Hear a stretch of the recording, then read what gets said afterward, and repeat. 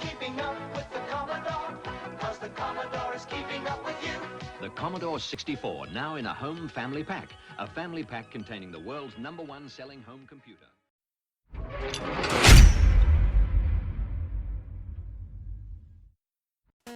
Back when I was about 5 years old, I'd be sat by my brother's side, watching as he battled his way to the top of this awesome little boxing game. I have really fond memories waiting to get my turn, although I was quite happy just to sit and support him while he tackled every opponent, from Cannonball Kobe all the way to Barry McGuigan himself. What I really loved about this game was the training aspect, personalisation of the boxer, and the excellent range of moves you could perform to become a proper boxer without getting yourself punched in the face, unless my brother got fed up with me.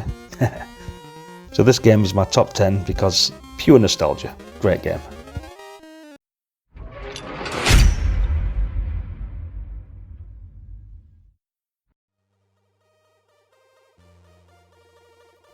This game is in my number 9 slot, as it's a brilliant little platform game, and generally I play this with my wife, with one player controlling Bob and the other controlling Bob, and it's normally a race to see who can collect the most fruits and get the highest score. It's an easy game to pick up on rainy days, and you can complete it within the hour, but always has that replayability factor, so there's many times you just pick this game up again and start all the way back on level 1 once more. Loads of graphics, twinkly music and jingles, it all adds up to a classic game that shouldn't be missed. They just don't make them like this anymore. No doubt, many of you will hold this game in the very high esteem, and it would probably be fared even higher up the list if the Commodore didn't have the beauties which are coming further in this video.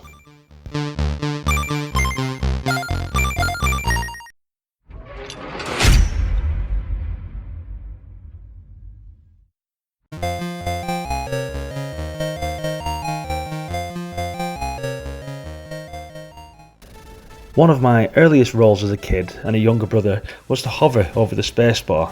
I was then made to wait until Dave, my older brother, prompted me to hit it, usually by shouting "Grenade!" or "Now!". I was very proud of that role, and I'd like to think it was this precision that got us through the whole game. Several levels awaited us on this super tough vertical scrolling game. Armed with only a standard rifle and me with the grenades, we took on hordes of Nazis together. An amazing programming feat, the sound of the Commodore is excellent and adds to the whole atmosphere of generally frothing stupidity at the mouth that is essentially to partaking in warlike activity.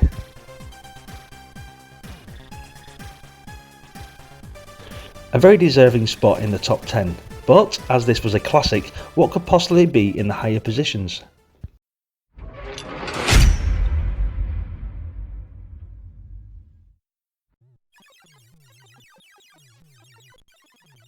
Absolutely love this game, Paradroid by Andrew Braybrook. It was probably one of the fastest loading games I had on cassette back in the day, and was generally the game I loaded when I got home from school, as I knew I'd have plenty of time to play it before Mum would shout me to say tea was ready and to turn off the Commodore, or as she would call it, those silly games.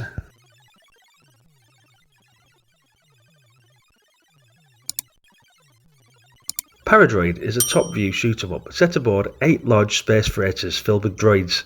After going through a storm in space, the rays affected the droids and they malfunctioned and killed the crew, so you have to destroy all the droids on the fleet of 8 ships.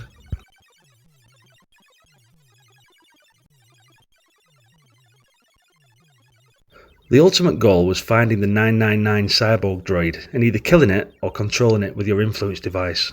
That droid didn't last long, and before long you'd have to downgrade into a lower level robot. But just temporarily it made you feel like a god. The nostalgia. Superb fun, definitely deserving a top 10 slot.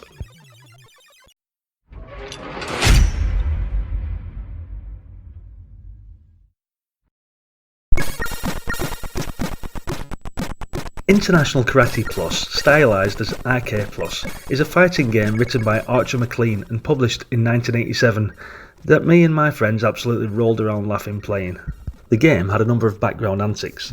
A Pac-Man would appear, a spider would descend, and a U-boat's periscope would occasionally be seen in the harbour. In addition, pressing a certain key or keys would cause the trousers of all 3 protagonists to fall down, after which they would do a double take. Love that bit, funny. There is a sub-game too, involving you holding a shield and defending yourself against bouncing balls from both directions, which got pretty hectic and fast after a while. All in the pursuit of that elusive black belt, and boy did I love it. Still, an absolutely brilliant karate game even to this day.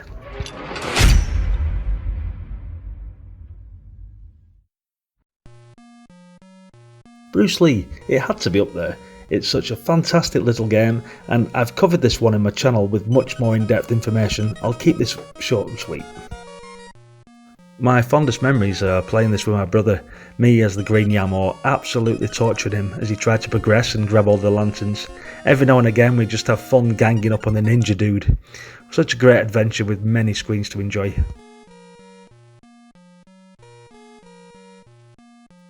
I'm pretty sure this will be in everyone's top 10. Fantastic game, loved it.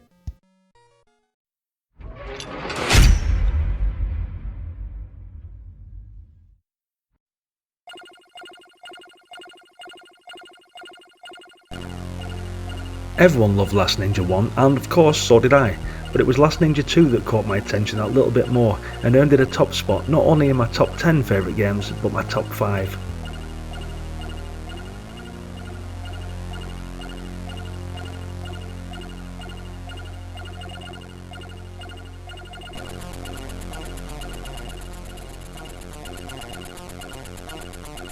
Maybe it was through rose-coloured spectacles that I hold this game in such high esteem, but System 3 had done the impossible and improved all aspects of the original Last Ninja game in every way feasible.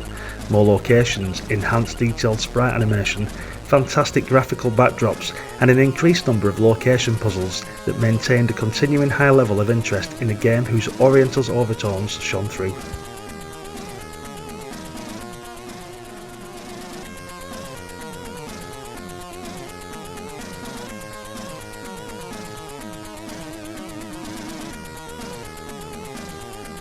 Last Ninja 2 was an enormous commercial success. According to System 3 Mark Cale, 5.5 million copies were sold for the Commodore 64 version alone. At that time, the user base of the Commodore 64 was estimated at around 20 million, meaning that 1 in 4 Commodore 64 owners bought this game, and I was one of them.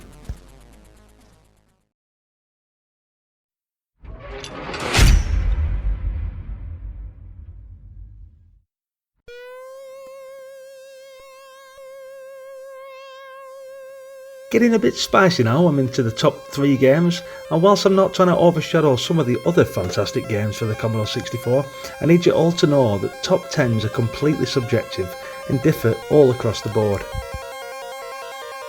Sure, there might be 1 or 2 games within the list that you loved, and you don't necessarily have to agree with me on all of them, but surely this title, I can almost guarantee that it pricked the ears and brought back massive nostalgia for Whizball, is a game that brought joy to many back in the day. The game was brilliant, stunning graphics, unbelievable music by Martin Galway, compulsive gameplay and excellent presentation. If you ever see it laying around at a games expo or in a car boot sale, snap it up, because it's not only the best shoot 'em up around, it's one of the best games of all time. Whizball is a wonderfully executed game, alive with innovation and charming touches, and, in the best arcade tradition, once the intricacies are tamed, you can concentrate on turning your score into a masterpiece.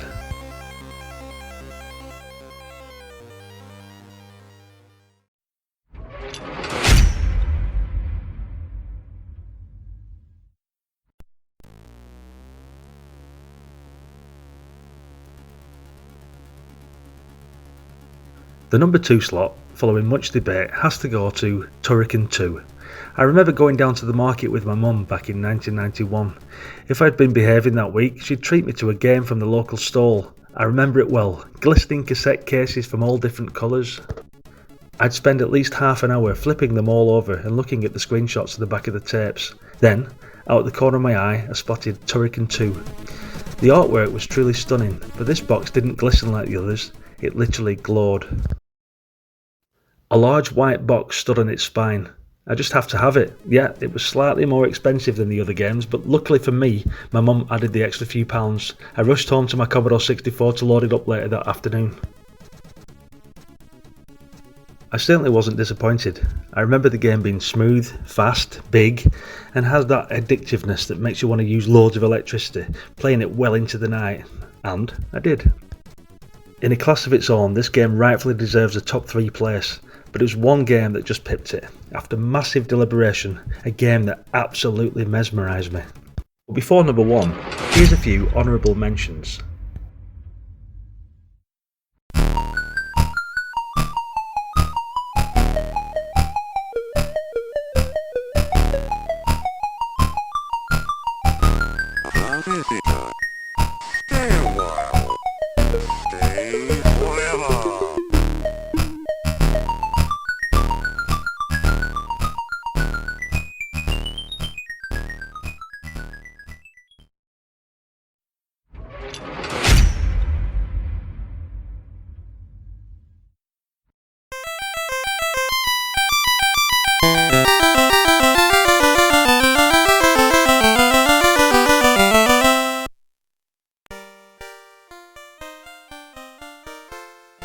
Well, here it is, the number 1 game for the Commodore, and before you boo and hiss, let me tell you why I think this, and maybe you'll have a better understanding of why I came to this conclusion. Pirates was a groundbreaking game in its era. It was also pretty educational for me, who at 8 years of age hadn't even left his own town, let alone sailed the Caribbean, plundering and finding treasures. I didn't even know I had a long lost uncle, or aunt, or sister. I was mesmerised with the whole thing. Inside the box was a full map of the Caribbean, and islands I'd never even heard of before. It was an adventurer's dream. Ship, land, sword battles, they were all really exciting, and the thought of losing my ship in a cannon battle kept me on the edge of my seat throughout. It was just utterly awesome. Reading the map, locating the treasures added another dimension to the game for me. You could even take over a town and give it to any country you choose, and if I thought I'd had enough, I could just retire and turn off the Commodore 64 for the night. It was just epic. Everything about the game kept me gripped. The pace was calm enough, however, for me not to get too overly excited, and there were times of pure adventure, just sailing around and exploring. With Pirates, everyone could bring the smell of seaweed and cannon powder into their own bedroom. In terms of play, nothing is left to be desired. Fencing with captains, plundering cities, or even hand-to-hand firefights with other sailors. Even navigating by the position of the sun was not forgotten. Adjustable levels of difficulty, a huge sea area and well-rested computer opponents promised long-term fun. I just wanted to take this opportunity to say thank you everybody for watching the video. If you've come this far, if you are not already subscribed, please subscribe. If you like all of these games or none of these games, let me know in the comment section, and don't forget to hit like. Thank you very much.